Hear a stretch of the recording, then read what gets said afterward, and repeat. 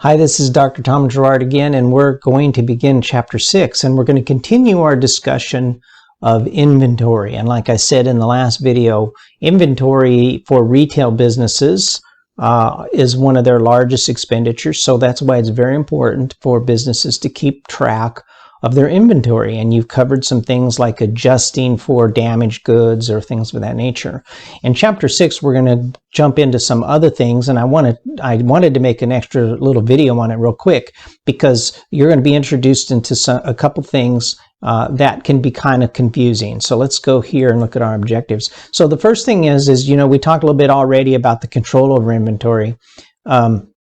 But you're going to be introduced into this. What you may have heard this especially if you're a business student, but maybe you're not. Maybe you don't even know what this is. It's weird. Okay, it's FIFO. It's FIFO, LIFO. It stands for first in, first out, last in, first out, and then the average cost of methods. So we're talking about how do we determine the value of our inventory. So remember we already introduced the idea of we got to keep track of this inventory, but we got to figure out how do we value it at any given moment in time, and especially when we talk about what we call a perpetual inventory system, which basically is what most all retailers, and even if you're a very small business, is relatively inexpensive. In fact, the amount you pay for the system will pay for itself many times over, is what we call a POS, a point of sale system. And you know what that is. If you go to the store and you scan stuff, you bleep, bleep, bleep, okay, you're scanning stuff. So the idea is when the inventory comes to the back room, the person checking it in at the back room, they scan everything into the system, and then when somebody buys it, it gets scanned out. And so all things being equal, without any kind of odd things going on, again, like damaged or theft or something like that, then everything that comes in the back room should be going out the front door, right? It should be equal. Well, we all know it's not equal because at some point, or at any point in time, there's stuff on the shelves. So how do we determine when it comes in the back and when it goes out the front? How do we account for that in our accounting system financially? Now, here's the key to first in, first out. And it's a little hard to get your head around it the first time you're exposed to it. But the idea is the financial dollars and cents. So if we got, $500 worth of bananas we're going to sell in our grocery store, well, we need to get those bananas out because, bananas, they don't last very long. So we got to get them in, sell them out the door as fast as possible. But first in, first out, the accounting system does not always follow the actual flow. Okay. So in other words, if we're accounting for bananas, we may account the actual bananas. We want them to come in and go out really fast. But if we're doing the accounting, that would be what we'd call first in, first out, right? The first bananas in are the first ones to go out. And that's the way we think about inventory. We want things that, the first ones that came in are the first ones that sell, and it just follows that way. Now, there are a situation where we have last in, first out. And this chapter is really going to get into this deeply. And it can be one of the more challenging things that you're going to do to try to figure this. And the main thing about this is just getting your head around it. Once you get your head around it, then the accounting part of it's not that hard. It's a matter of understanding that the bananas and the milk and the bread is going to come in and go out physically. But in the accounting system, it may be that the last in is what we're putting on the books as far as what does it cost. Because what we're trying to do is we're trying to calculate the cost of goods sold. And that is what you probably covered in Chapter 5. So the cost of goods sold. So remember, at any given moment, anything that you bought and put in inventory is either into two places. It's either in inventory, means it's still here for sale, or it's been sold, and that's considered cost of goods sold. Okay, so if a $500, like my example from the last chapter, $500 comes in, then that $500 say $200 of it has been sold and $300 is still on the shelves, then the $300 on the shelves would be in inventory, our account called inventory, and the $200 that's been sold would be in the account called cost of goods sold, right? And so it's always going to be in these two places. But what happens with inventory, right? So we've got some here when we ended last month. There's what we had on the shelves from last month as far as inventory, that account called inventory. We've got some going out today, and then we had to order more bananas tomorrow. So more bananas have come in, but these are still on the shelf.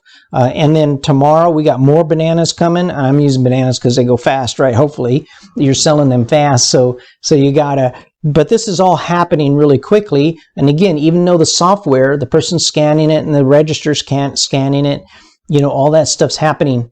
But remember on the accounting statements, and that's what you get into heavily in this chapter. I'm going to give you a link to a video to watch. That's one of the very best ones for you to understand. And this is again a doctor of accounting that teaches accounting, wrote accounting textbooks. And you know, you can watch all kinds of videos on YouTube, but you're a student in college, right? And so you need to learn how it's discussed and the terminology that's used in the accounting textbooks, right? And the way you need to know it. And that's why I like this particular one I'm going to send you. I'll put the link up here in the news section for you. And it's specifically on the first in, first out system. And when you look at it, he uses buckets of nails, which is, you know, nails gets poured into a big bucket and then some nails get sold. You know, it's not like the bananas, right? The nails, and like think about gasoline at the gas station. You know, they're selling people gas, the truck's delivering gas, more gas comes in, it goes into a big barrel with the old gas that's still in there from the last delivery. But gasoline prices, as we know, changes like hourly, you know. And so anyway, accountants have to keep track of all that. And that's part of this first in, first out. So one of the things I want to mention really quickly, this book and most of your accounting books always introduce you to some financial ratios as they go through. And this one is really a good place to start talking a little bit about ratios, because the one that's here is called Describe and Illustrate the Inventory Turnover and the Number of Days Sales in Inventory in Analyzing Efficiency of Inventory Management. So this ratio is a good one to start describing ratios in the fact that, well, first of all, what are we talking about? The number of days sales in inventory, you know, it really means how many days do we have something on the shelf before it's sold. So remember, if I'm selling those bananas, man, I only need them in there one day. But if I have a Ferrari or a, you know, Maserati or something, it might be there 6 months or more. So, you know, so it's how fast. So the reason why I mentioned the Ferraris and the bananas is because you don't compare the two. If you say, well, how good is a company turning their inventory? Then obviously if you're selling vehicles or a big, maybe high ticket items that don't go bad, I mean, obviously a car might go out of date after a year, but you might have a Rolex watch that's $15,000 and it's not going to change from year to year, for example, like maybe even a car or your iPhone.